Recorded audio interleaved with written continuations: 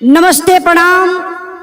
मैं सिंगर उजाला यादव आज आप लोगों के बीच में ऐसी बिरहा सुना रही हूँ। इस बिरहा को सुनने के बाद आप लोगों का दिमाग झंझना उठेगा। आज पैसे के चलते इंसान कितना हद तक गिर जाएगा ये नहीं किसी को मालूम है। एक परिवार में पैसे के चलते ऐसी ऐसी घटनाएं घटती है कि जो आप लोग कभी सोचे नहीं होंगे। देखिए, मैं कहना चाहती हूं कि इंसान के जिंदगी में पैसा कमाना, पैसा रहना ये बहुत महत्वपूर्ण है। जरूरी है पैसा जिंदगी में। खूब रुपया पैसा कमाइए, लेकिन ईमानदारी से रुपया पैसा कमाइए। अब और रुपया किस काम के, जब आप किसी का मर्डर करके, आप किसी का हत्या करके, किसी को दुखित करके आप पैसा जो कमा रहे हैं वो पैसा नहीं, समझ लीजिए आपके लिए वो जहर है। इसलिए मैं अपने बिरहा के माध्यम से बताना चाहती हूँ, दुनिया में पैसा बहुत कुछ है लेकिन सब कुछ नहीं है। आइए कैसे मास्टर साहब, 4 लाइन भूमिका में भाव बा।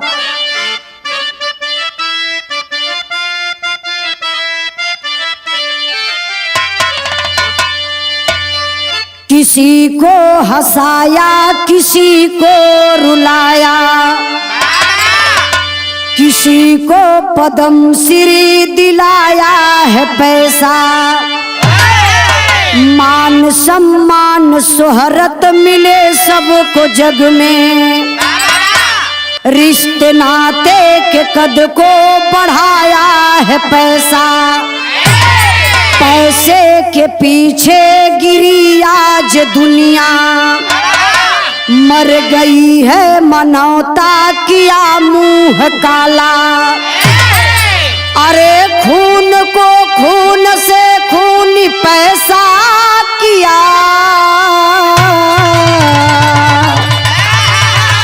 कहे भैया लाल कैसा इंसान उजाला।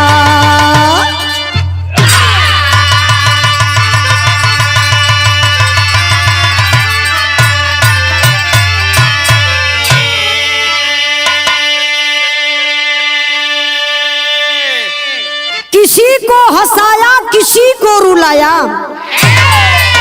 किसी को पद्म श्री दिलाया है पैसा। मान सम्मान शोहरत मिले सब कुछ जग में, रिश्ते नाते के कद को बढ़ाया है पैसा।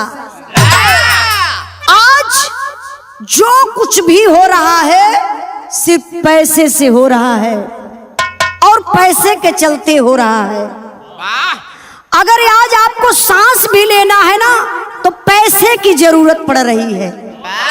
बिना पैसे की आप सांस भी नहीं ले सकते हैं। अब सोचेंगे वो कैसे सांस नहीं ले पाएंगे।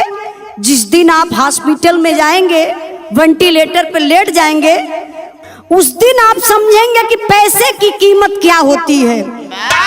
एक एक सेकेंड, एक एक मिनट आप जो ऑक्सीजन लेंगे, वो जो सांस लेंगे, उसकी कीमत पैसे से ही चुकानी पड़ेगी आपको।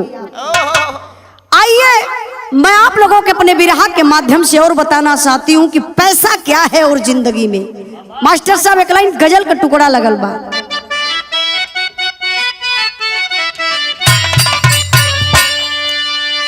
मेरे महबूब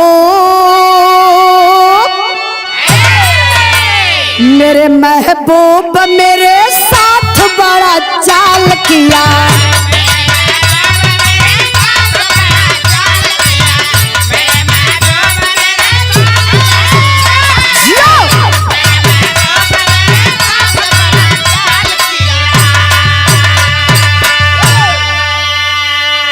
भाव पर आप लोग ध्यान दें। कहना है क्या मालिक? मेरे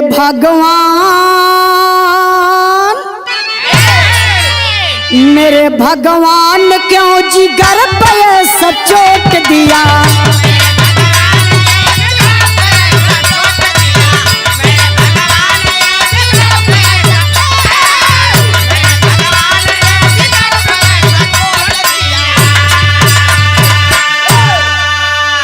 जन्म जिसने दिया उसी का गला घोट दिया।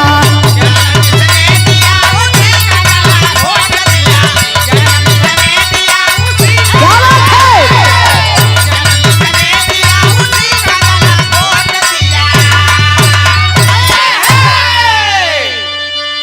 गौर करेंगे बाबू, दुनिया कितना जालिम हो गई बा। माई बाप जन्म दे के बेटी बेटा के कितना परिश्रम से पाल पोस के बाबू पढ़ाई लिखाई के सयान करेलन। जब वो बच्चा सयान हो जालन तो अपने माई बाप का गला घोट दिले हो। बड़ा दर्द होला, बड़ा तकलीफ होला। वही माता पिता अगर बचपनवे में अपने बेटी बेटा को छोड़ दे, ना पाले पोसे, तो आप समझ रहे हैं वो बेटी बेटा भीख मांगता हुआ रोड पर मिलेगा, लोगों का तमाचा खाते हुए समाज में मिलेगा। जिसके परिवार में माता पिता का सम्मान नहीं मिलता, उस बेटी बेटा को कहीं नहीं सम्मान मिल सकता। इसलिए मैं आप लोगों से कहना चाहती हूँ कि जीते जी माता पिता का सेवा करिए, सम्मान करिए। आइए मैं अपने बिरहा के माध्यम से बताना चाहती हूँ कहानी कहाँ से लिखल गई मास्टर साहब।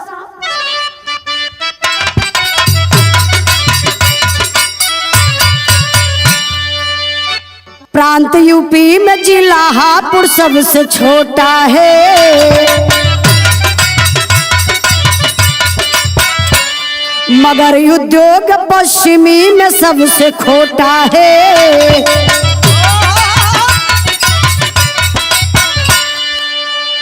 रमेश ममता सिंगल का छोटा परिवार रहा,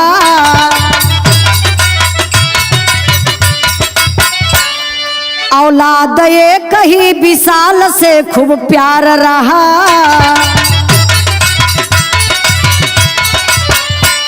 बेटा सयान हुआ आ गई बुढ़ाई है,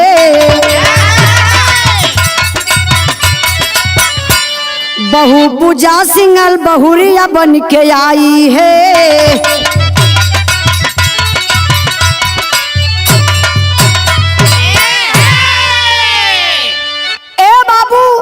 आप लोग कहानी पर ध्यान दें। जिला हापुड़ के रहने वाला एक व्यक्ति जिसका नाम बताया गया रमेश। रमेश के पत्नी का नाम बा ममता। शादी के भइले कई साल बीत गए, कोनो औलाद पैदा ना होत बा। बड़ा मनौती मनला के बाद ए बाबू रमेश और ममता के बीच में एक बेटा पैदा भयल, जो उन्हें बेटा का नाम परिवार के लोग बड़े प्यार दुलार से विशाल रखलन। विशाल लिए रखलन कि हमान के जिंदगी में बहुत बड़ा काम भयल कि बेटा ही हमान के मिल गल, नहीं तई दुनिया का ताना खाली सिर्फ हमान के सुने के मिलत। ए बाबू धीरे धीरे समय बीतल, और जब समय बीतल बा तब विशाल का पढ़ाई लिखाई हो गई, विशाल सयान हो गई। अब ममता रमेश विचार कैला एक पूजा नाम के लड़की से विशाल का शादी करवा दल। जब विशाल का शादी हो गई तब का होता मास्टर साहब एक लाइन तर्ज लगल है।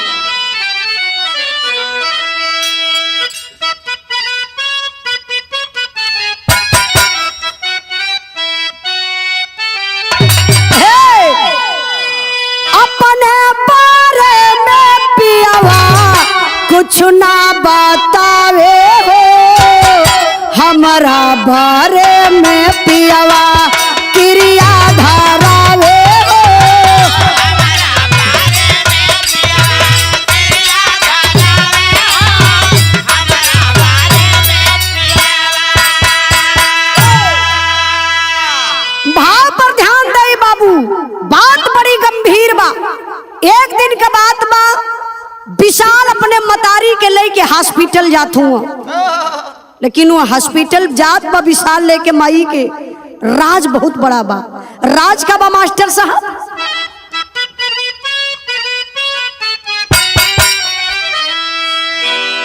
बाइक में ठोकर मरल पिछवा से कार हो, गिर गई रो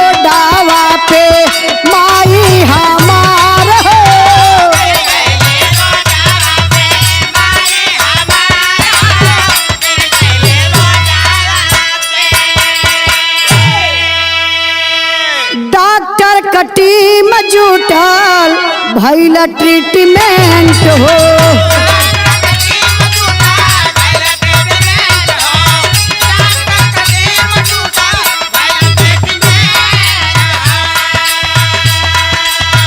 सबके बतवला भयल माई का एक्सीडेंट हो।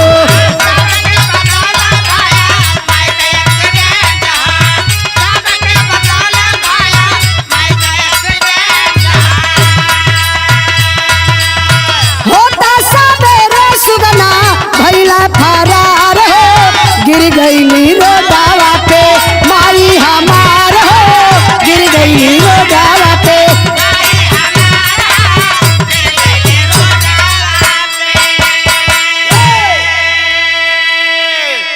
ए बाबू विशाल एक दिन प्लान कैलस, अपने माई से कलस कि माई जल्दी से तैयार हो जा, मौसी का फोन आयल बा और मौसी का बोलावा बा, जल्दी से चला तो के मौसी से मुलाकात करवा दी। अम्मा ही बेचारी जल्दी जल्दी नहा धो के खा पी के तैयार भइली और तैयार हो के अपने बेटा विशाल के गाड़ी पर जब बैठली हो बाबू, देखा है कि बेटा कहल जाए कि नलायक बेटा कहल जाए। विशाल ले के माई के घर से बहकाई के निकलल हो बाबू, ले जाए के एकांत में एक रहर का खेत रहल और वही खेते में ले जाए के माई के अपने उठाई के पटक दहलस। पटकले के बाद एक राड साथ में लहले रहल, वही राड से माई के सर पे कई जगह चोट का निशान दे दहलस। माई बेहोश अधमरा हो गईली। माई के का पता हो बाबू कि हमारे बेटा जन्मल हमारे साथे ऐसन करी। माई बेचारी अर्ध चेतना में, वही अर्ध चेतना में ले करके विशाल जाता है हॉस्पिटल।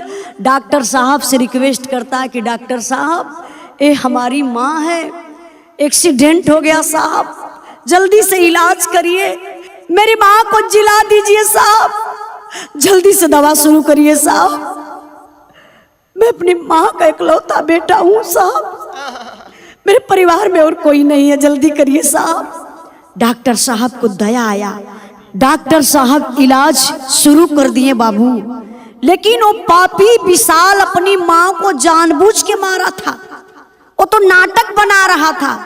हमारी माँ का एक्सीडेंट हो गया, जल्दी से दवा करिए साहब, हमारी माँ ठीक हो जा जल्दी से। क्यों जानते हैं आप वो नाटक क्यों बना रहा था? इसलिए विशाल नाटक बना रहा था कि अपने माँ के नाम इंश्योरेंस करवाया था, बीमा करवाया था 25 लाख का। बीमा का भी नियम होता है, जो भाई बीमा उमा करवाए होंगे उनको पता होगा कि आपके कमाई के आधार से आपका इंश्योरेंस बनता है। वो बीमा इसलिए करवाया था कि मेरी माँ मर जाएगी तो 25 लाख मुझे मिल जाएगा। ए बाबू, उसी 25 लाख के चलते अपनी माँ को मार करके अधमरा करके लेकर गया हॉस्पिटल। माँ का इलाज करवाया लेकिन आराम नहीं हुआ। माँ इलाज के ही दौरान उसी हॉस्पिटल में अपना दम तोड़ देती है। जब दम तोड़ दहली माई, ए बाबू साबूत के तौर पे मृत्यु प्रमाण पत्र विशाल बनवा लिया। अब उसके पास एक साबूत मिल गया कि मेरी माँ का एक्सीडेंट हो गया और मैं हॉस्पिटल ले गया, मेरी माँ मर गई। अब वो लेकर आया बाबू, तो ले जा करके इंश्योरेंस कंपनी में जमा कर देता है। अब बड़े आसानी से इसको 25 लाख रुपया मिल गया। जब 25 लाख रुपया मिल गया तो अब ये करता है क्या, जरा आप लोग विचार करिए। एक लाइन तर्ज लगल मास्टर साहब,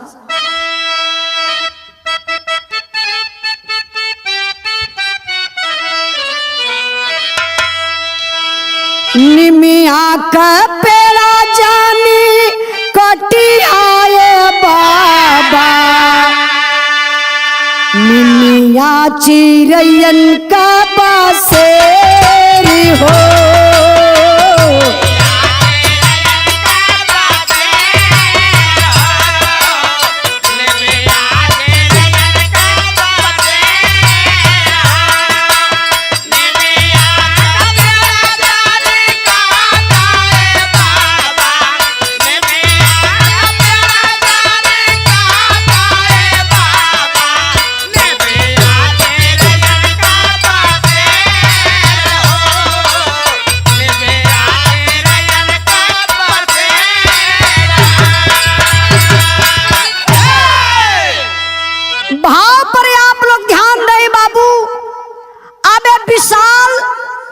25 लाख जो मिला है विशाल को, अब एक काम और करता है, अपने पत्नी के नाम 3 करोड़ 80 लाख का बीमा करवा देता है।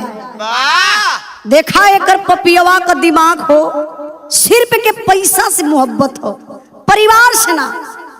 धीरे धीरे समय बीतल बा, और जब समय बीतल मास्टर साहब, तो माई के मुअले के 5 साल के बाद अचानक घटना फिर घटत बा। अभी घटना कैसन घटत बा?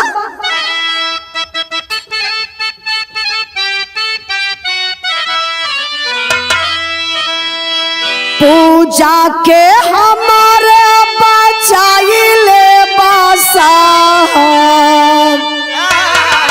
पूजा के हमारे बचाइले बासा, कई दिन से बाटी बीमार हो।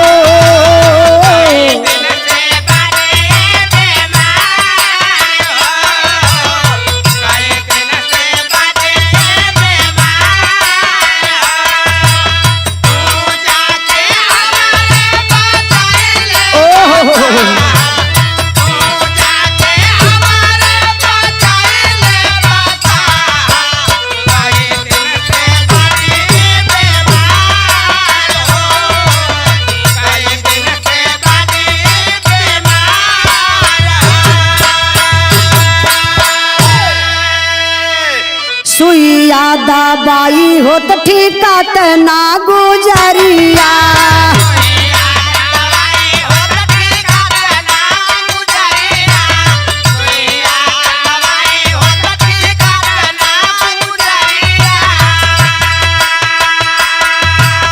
जितनी दौलत लगी देव पड़ी ना पायरिया।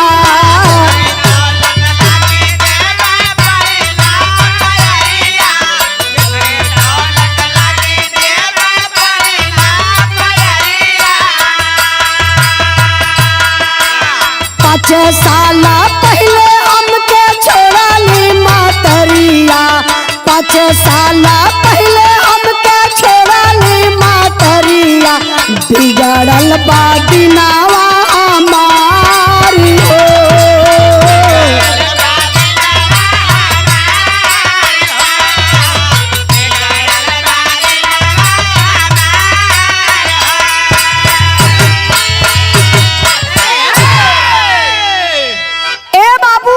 विशाल के माई के 5 साल मरने के बाद अचानक एक दिन पूजा की तबीयत खराब होती है। पूजा को लेकर के विशाल हॉस्पिटल जाता है। डॉक्टर साहब इलाज शुरू कर रहे हैं बाबू, लेकिन कोई दवा आराम नहीं कर रही है पूजा को। पूजा की हालात बिगड़ती जा रही है। पूजा उसी हॉस्पिटल में छटपटा रही है बाबू। जानते हैं क्यों? स्लो पॉइजन दिया था ये पापी। विशाल अपनी पत्नी पूजा को स्लो पॉइजन दिया था, जो कि डॉक्टर भी नहीं समझ पाए, और हालत गंभीर होती गई बाबू। उसी हॉस्पिटल में दम तोड़ देती है बेचारी पूजा। जब पूजा दम तोड़ देती है तो ये तो अंदर अंदर खुश है, क्योंकि तो बीमा करवाया था, इसको मारना था और बीमा का पैसा लेना था। अब क्या करता, उसी हॉस्पिटल में नखरा बनाना शुरू कर देता है। अब रोने पीटने लगता है उसी हॉस्पिटल में। लगता है कि सबसे ज्यादा दुनिया में ही अपनी पत्नी को मानता था और कोई अपनी पत्नी को नहीं मानता है। इस मूर्ख प्राणी का देखिए ये नखरा क्या किया मास्टर साहब।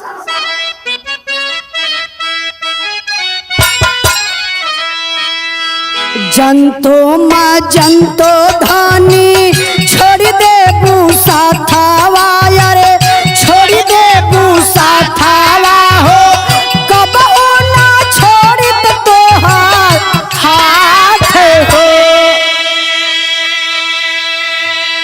रुपया पैसा कौने कम के गुजारिया, यारे कम के गुजारिया हो, बाटे जब नाही तोहार साथ। लसिया उठा के असमा सनवा पे ले अइला, घटवा पे ले गइला, जरना दल लसिया पीटे माथे। अब देखिए वो दुष्ट हरामी का कितना बड़ा वो हत्यारा नखरा बना रहा है, अपने आप को पागल जैसा बन गया। घड़ियाली आंसू रोने लगा वो पापी, चिल्ला चिल्ला के रो रहा है, मेरी पत्नी मर गई, मेरी माँ मर गई, अब मैं कैसे रहूंगा, मैं नहीं रह पाऊंगा, मैं नहीं अपने पत्नी के बिना जिंदा रह पाऊंगा, मैं भी मर जाऊंगा। इतना चिल्लाए चिल्लाए के रोवत है बाबू। जे भी आस पास में रहल सबके विशाल करवाई देख के सबके आंख से आंसू चले लगल कि देखा हो बहन 5 साल ना भयल, एकर मतारी मरल रहल, तबले मेहरुओ मर गई। लेकिन दुनिया का रीत रिवाज है बाबू, लोग ले जाए कि अंतिम संस्कार कर दल, और जब अंतिम संस्कार हो गल तब तो एकर मने मनी खुश बा बिसलवा कि अब हमके 3 करोड़ 80 लाख रुपया मिली। मृत्यु प्रमाण पत्र हॉस्पिटल से ले बा, ले के गल इंश्योरेंस कंपनी में खड़ा हो गल। 3 करोड़ 80 लाख का अलग अलग कंपनियों में इंश्योरेंस करवाया था, वही मृत्यु प्रमाण दिखा करके बाबू वो पैसा ले लेता है। जब पैसा ले लिया तो अब देखा, अब का पूछे के जेकरे पास लाख रुपया ना रहे, अब ओकरे पास करोड़ों 3 करोड़ 80 लाख रुपया। अभी तो राजा न हो गल भैया। अब ये विशाल का देखा, पत्नी के मरले के 1.5 साल के भीतर 4 गो गाड़ी लहलस, एक ट्रैक्टर लहलस, एक एक्सवी गाड़ी लहलस, एक ब्रेजा लहलस, एक फॉर्च्यूनर लहलस। अपने पिता के नाम अलग अलग कंपनियों में 39 करोड़ का बीमा करवा दिया।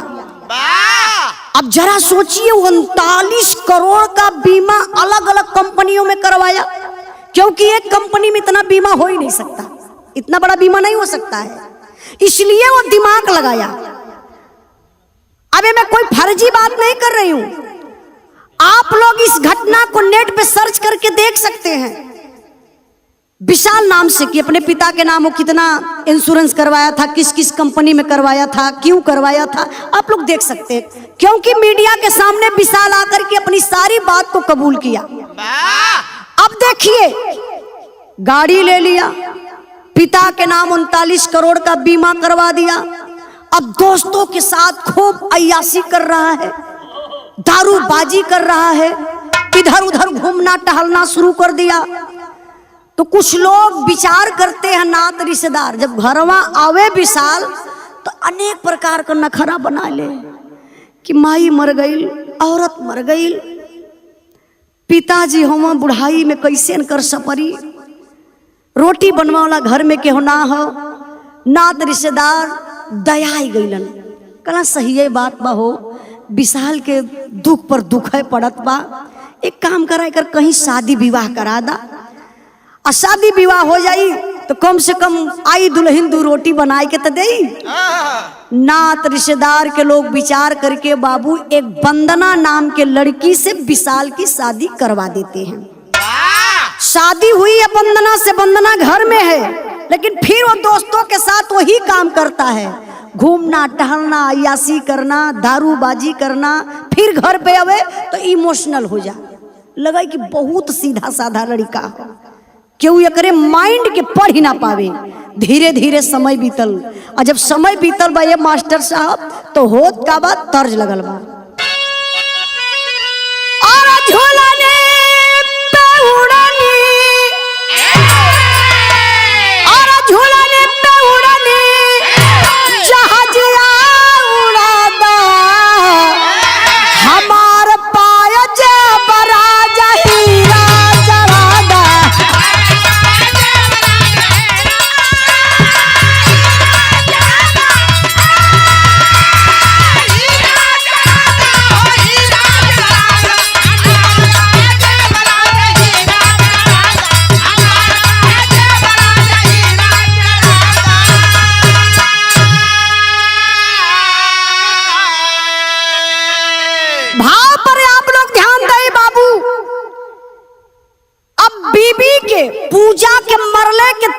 साल बाद अभी प्लान बना लो बा विशाल कि बाप के मारे के बा। अब बाप के मार के 39 करोड़ हमके लेवे के बा। एक दिन का बात बा बाबू, रात में प्लान कैलस, अपने दुल्हन वंदना से वो बात कहलस। अच्छा कहत का बा विशाल मास्टर साहब, और पापा का हमरे, और पापा का हमरे बिगड़ल हालतिया, हमार रनिया आज नया हम रतिया।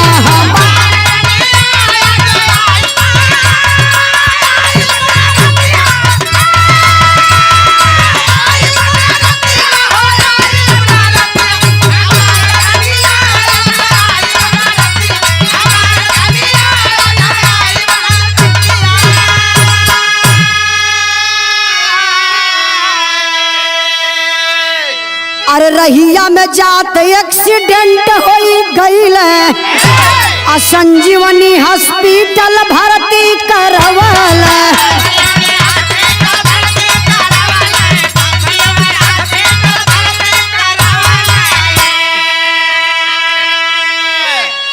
अरे होता सवेरे, अरे होता सवेरे बिगड़ गईल बतिया, हमार धनिया आ जाई बनरतिया।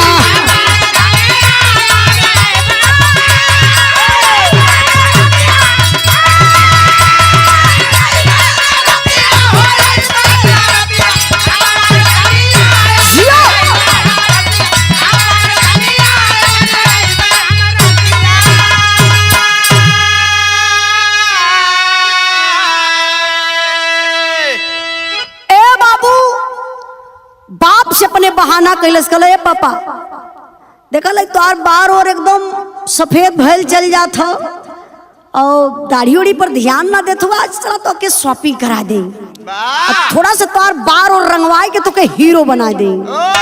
बाप के का पता ये बाबू कि हमार काल आयल बा, ये हमार लड़का ना बा बल्कि हमारे बदे दूत बा।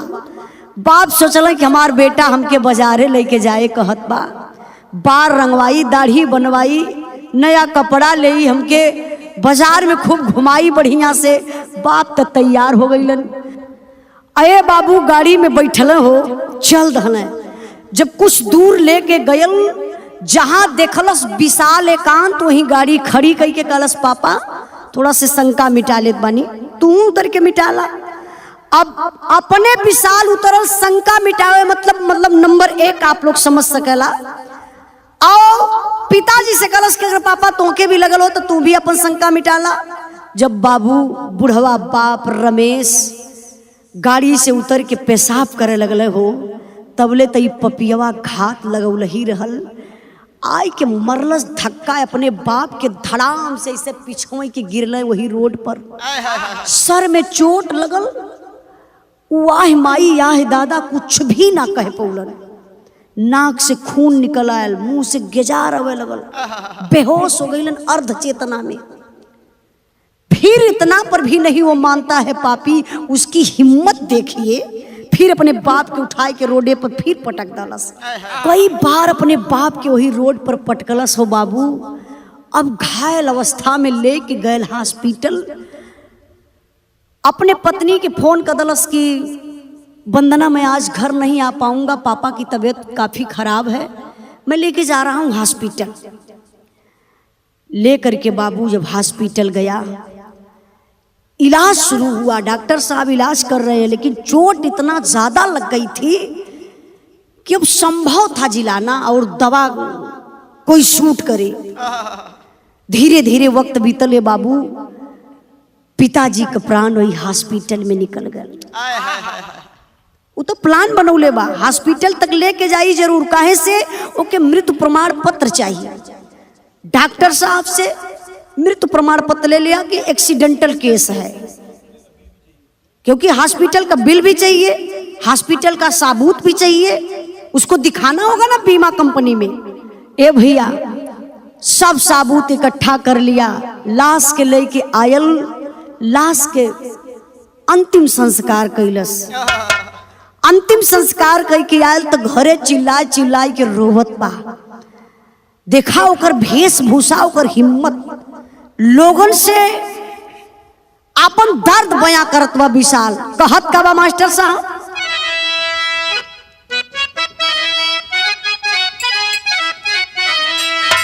अरे मोरे राम समय आई परीक्षा ले रही, कबले विपत पड़ी मालिक का भाई छा।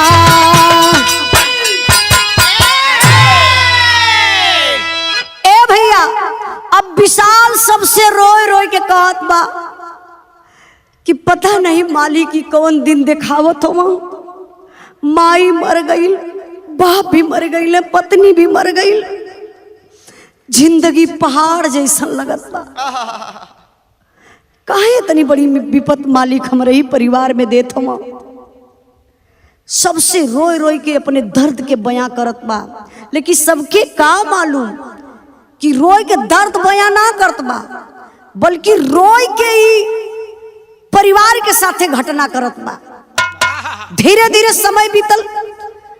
अब जो मृत्यु प्रमाण पत्र पिताजी का रहल, पिताजी के नाम 4 गो गाड़ी लोन पर रहले रहल। अब लोन भी माफ हो गई, और लोन माफ हो गई। अभी जो 39 करोड़ का बीमा करौले अपने पापा के नामे अलग अलग कंपनी में। अब अलग अलग कंपनी में ले जाए के बाबू अपन मृत्यु प्रमाण पत्र पिताजी का दिखावत, बस सारा कागज पत्र बाबू ले जा करके इंश्योरेंस कंपनियों में जमा कर देता है।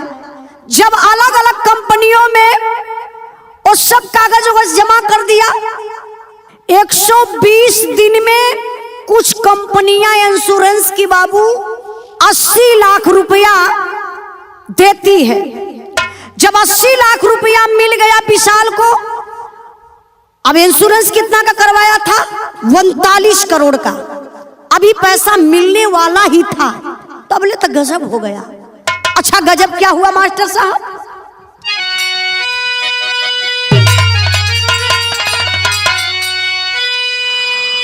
अरे कैला जेकर बीमा यही भवनवा मोर सजनवा हो, छोड़ के दुनिया गईल उ जहनवा मोर सजनवा हो।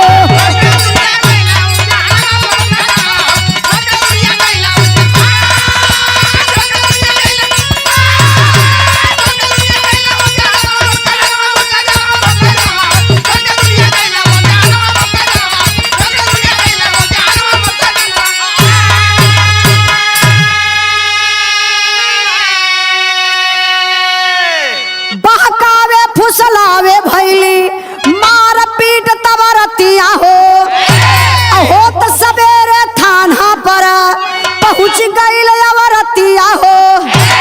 अरे कुछ तो गड़बड़ दे बयानवा मोर सजनवा हो, अल्ले बचाई साहब मोर परनवा मोर सजनवा हो।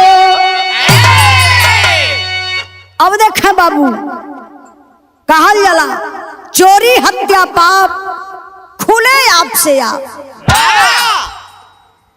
जब इंश्योरेंस कंपनियां विशाल के घरे आवे लगल तो लोगन के शक होखे लगल ना, अरे 39 करोड़ मतलब कि बहुत रुपया होला।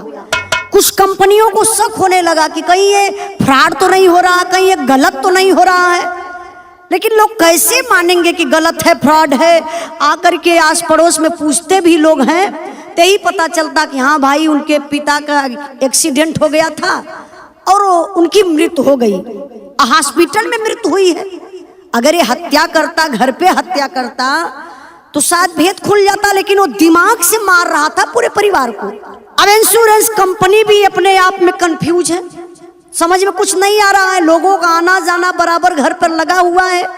एक दिन विशाल की पत्नी विशाल से सवाल करती है, ये भी सोचिए दूसरी की पत्नी वंदना, पहली पत्नी तो पूजा थी।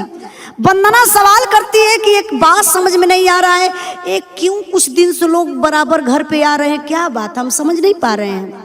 विशाल बोला, तुम नहीं समझ पा रही हो, पिता के नाम 39 करोड़ का बीमा कराया था, उसी का भुगतान करने के लिए ये लोग आ रहे हैं। कुछ कागज पत्तर का इंक्वायरी होता है, तो बहुत कुछ प्रोसेस होता है, तुम नहीं समझ रही हो, उसी लिए वो लोग आ रहे हैं। तुम घबराओ मत, तुम्हारे नाम से भी मैं 3 करोड़ का बीमा किया हूं।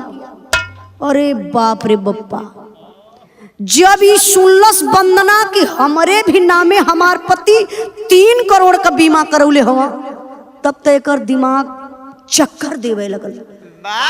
मन में सोचा लगल कि हमार पति देव माई का अपने बीमा करौलो, वो मर गई, अपने पत्नी का बीमा करौलो, पत्नी भी इनकर मर गई, अब पापा का अपने बीमा करौलो, इनका पापा भी मर गईलन।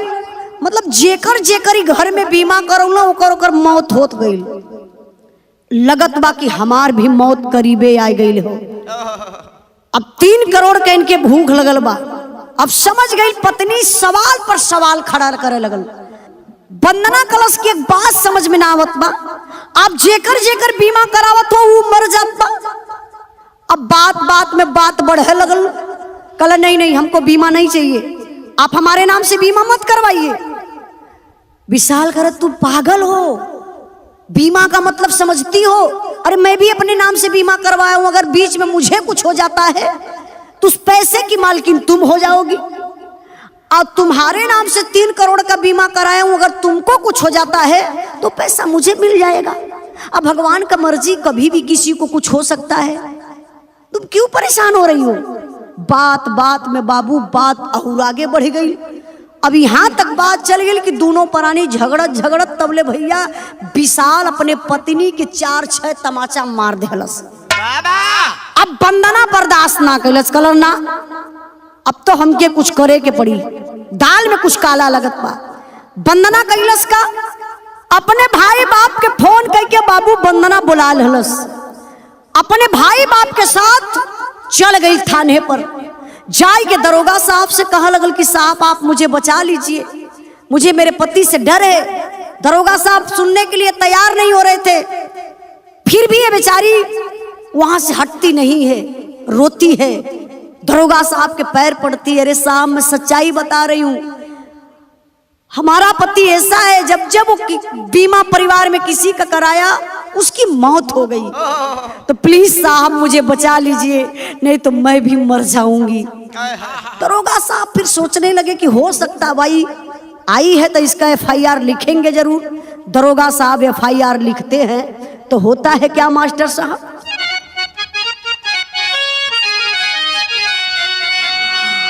अरे माए बाबू का प्यार लोगवा भुलाला कैसे,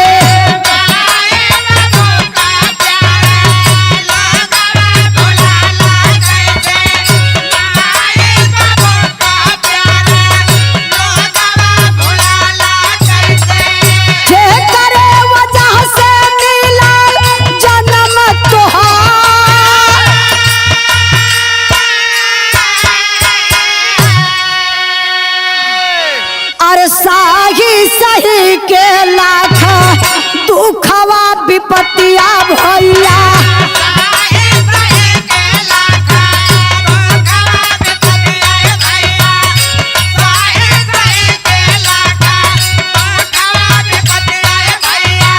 प्रसवाल पीड़ा दुखा सहलिया पा,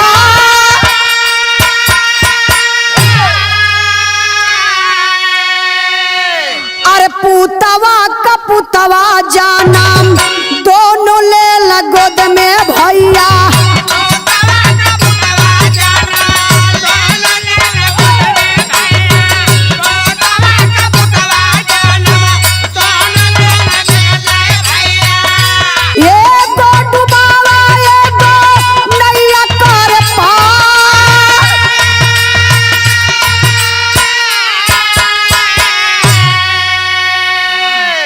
छानबीन में पुलिस जाबा दोषी उनके पवल भैया,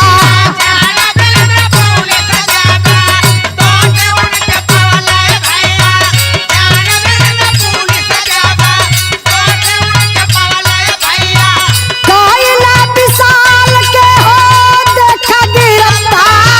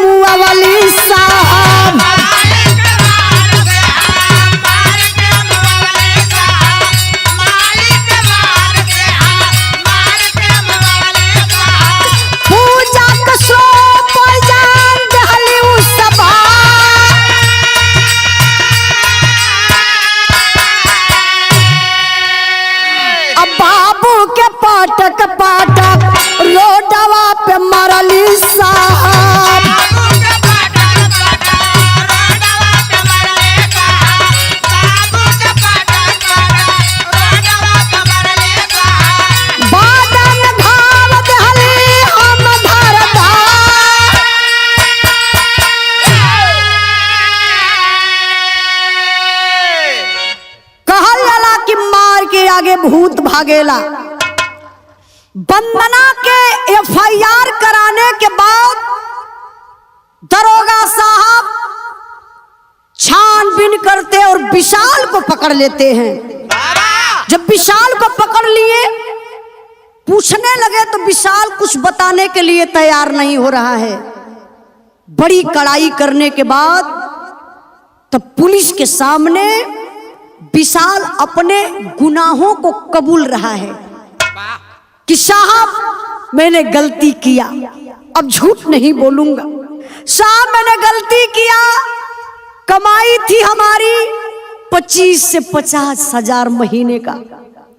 साहब मैंने अपनी माता जी के नाम 25 लाख का इंश्योरेंस करवाया साहब, और मेरे मन में क्या चला, कहां से पाप समा गया, पैसे के पीछे मैं भागने लगा साहब। लालच में आकर के अपनी माँ से मैंने एक दिन बहाना किया कि चलो मैं मौसी के घर लेकर चलूंगा माँ तुझे मिलवाने के लिए, और माँ को रास्ते में ले जा करके मैंने राड से उसके सर पर मारा और मेरी माँ बेहोश हो गई। उस हालात में साहब लेकर हॉस्पिटल गया। इलाज के दौरान मेरी माँ मर गई। वहां से मैं मृत्यु प्रमाण पत्र बनवा करके साहब 25 लाख ले लिया। जब माँ के मरने के बाद 25 लाख का जो बीमा हुआ था ले लिया, उसके बाद साहब फिर मुझे पैसे की भूख बढ़ गई। झूठ नहीं बोल रहा हूं साहब, अपनी पत्नी पूजा के नाम मैंने 3 करोड़ 80 लाख का अलग अलग कंपनियों में बीमा करवाया। उसके बाद मैं अपनी पत्नी को स्लो पॉइजन दे करके साहब धीरे धीरे उसको मैंने बीमार कर डाला। हॉस्पिटल लेकर गया, डायरिया का बहाना लगा करके साहब दवा काम नहीं किया कुछ, और मेरी पत्नी भी उसी हॉस्पिटल में मर गई। अब मैंने साहब मृत्यु प्रमाण पत्र ले लिया और अलग अलग कंपनियों को दे करके मैंने सारा पैसा ले लिया। फिर उसके बाद साहब मेरे नात रिश्तेदार लोग झूठ करके मेरी शादी करवा दिए वंदना से। फिर भी मुझे पैसे की भूख खत्म नहीं हुई, रुकी नहीं पैसे की भूख और बढ़ती गई साहब। मैंने क्या किया, अपने पिता के नाम से 4 गाड़ी लोन पर लिया और अपने पिता के नाम से 39 करोड़ का बीमा करवा दिया साहब। अलग अलग कंपनियों में पिता के नाम बीमा करवाया। अब मैं सोचा कि पिता को मारना जरूरी है क्योंकि इंश्योरेंस कंपनी से पैसा मिल जाएगा। यही मेरा धंधा बन गया साहब। मैंने पिताजी को बहाना किया कि पिताजी चलिए आपको मार्केट लेकर के चलूंगा, आपका बाल रंगवाऊंगा, दाढ़ी बनवाऊंगा। सुनसान जगह देख करके साहब मैंने लेकर गया, बाथरूम करने के बहाने अपने पिताजी को रोड पर उतारा। उसके बाद मैंने धक्का दे करके कई बार उसी रोड पर अपने पिताजी को पटक पटक के मैंने मार डाला।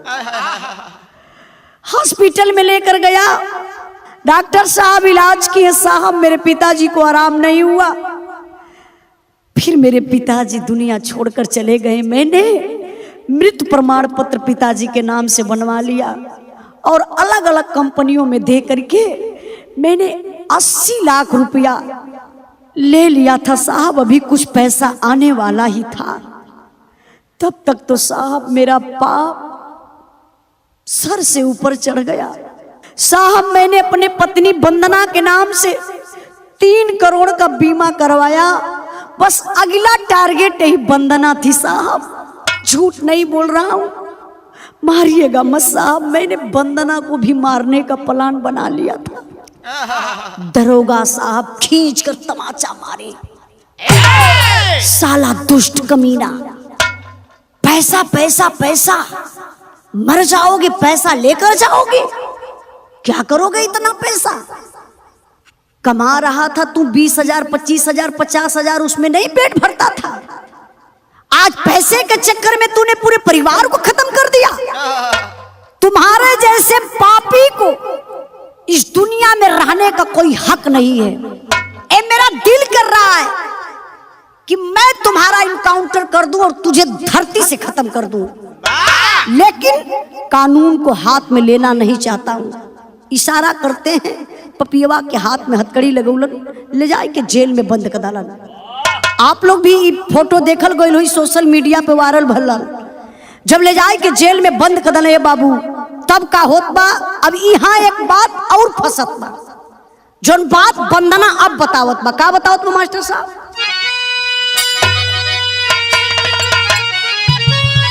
अरे पाप का घड़ा भरी है तब पापी पकड़ाई हो, ऊपर वाला वही दिने लाठी बरसाई हो, ऊपर वाला वही दिने।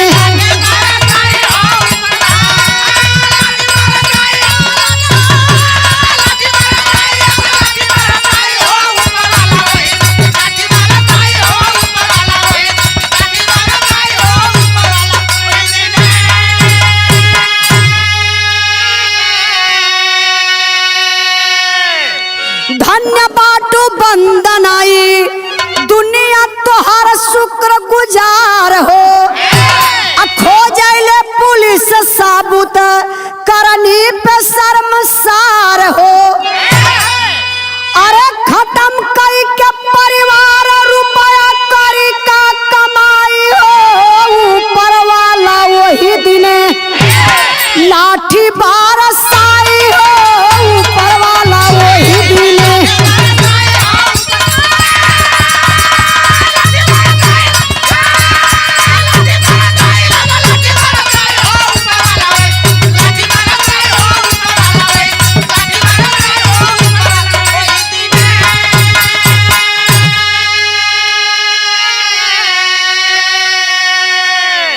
खत्म कई के परिवार रुपया करी का कमाई हो। अब जरा आप लोग सोचिए, हम पहले ही बतौले रही कि दुनिया में रुपया पैसा बहुत कुछ है, लेकिन सब कुछ नहीं है। रुपया पैसा लेके का करवा जब तोरे साथे परिवारे तोहर ना रही। जब माइये बाप के इंश्योरेंस कराए के, माई बाप का मर्डर करके रुपया लेवे के बाद, तो ऐसन बेटा के जियते जी नरक हो जाई। ऐसन बेटा के धरती पे जिए का अधिकार ना बा। हम बताइला बाबू केहू के कफन में जेब ना लगल बा कि जितना बेईमानी का धन बा, जितना रुपया पैसा बा, मर जाइबा तो जेबे में भरबा लेके श्मशान घाटे पर चल जाइबा, दांत चियार के चल जाइबा, सब रुपया पैसा धयल का धैर्य ही रह जाई। तो हाथ जोड़ के निवेदन करबे बाबू, रुपया पैसा खातिर आप लोग केहू को हत्या मर्डर मत कइल जा। मेहनत से परिश्रम से कमाइल जा, भले दू पैसा कमे रहे, लेकिन परिश्रम का कमाई उ तो के सुख देई। अब बेईमानी का कमाई तो के हमेशा दुख पहुंचाई। ई हमार रहल बिरहा। ये बिरहा में आप लोग कमेंट के माध्यम से बतावल जाई कि पैसा बड़ा कि परिवार। आप लोग कमेंट में जरूर बतावल जाई कि पैसा बड़ा कि परिवार। बिरहा का आखिरी लाइन है मास्टर साहब।